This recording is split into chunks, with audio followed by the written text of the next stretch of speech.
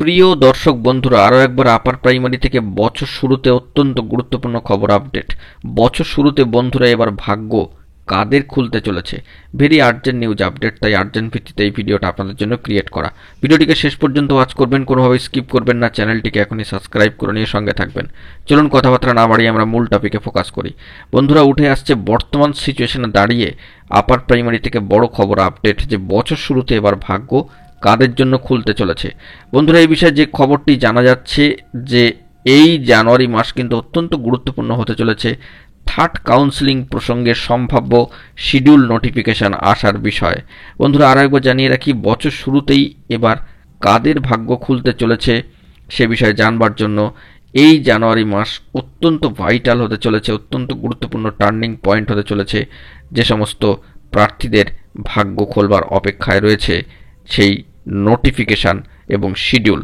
Third কাউন্সেলিংয়ের ক্ষেত্রে notification, সম্ভাব্য notification ও সম্ভাব্য শিডিউল কিন্তু চলে আসতে পারে শূন্যপদ সংখ্যাকে কেন্দ্র করেই জানুয়ারি মাস।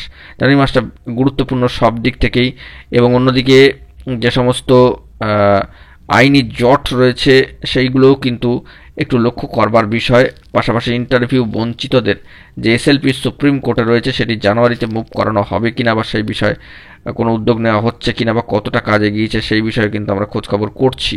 জানুয়ারি মাস বিশাল পরিমাণে টার্নিং পয়েন্ট, একাধিক প্রার্থীর কিন্তু ভাগ্য খোলবার একটা সম্ভাবনা থাকছে। তবে অফিসিয়ালি সংখ্যাটা কত সেটা কিন্তু এই মুহূর্তে কোনোভাবেই জানা যাচ্ছে না। এটা আরেকবার জানিয়ে রাখি, তবে অফিসিয়াল ভেরিফাইড গ্রুপে পশ্চিমবঙ্গ আপার প্রাইমারি চাকরি প্রার্থী মঞ্চ, তদুপরি আপার প্রাইমারি যে সমস্ত অন্যান্য সংগঠনরা রয়েছেন তারা কিন্তু বারংবার এটাই দাবি করছেন যে সকলের যে নিয়োগের ক্ষেত্রে যে বার্তা এইটাই।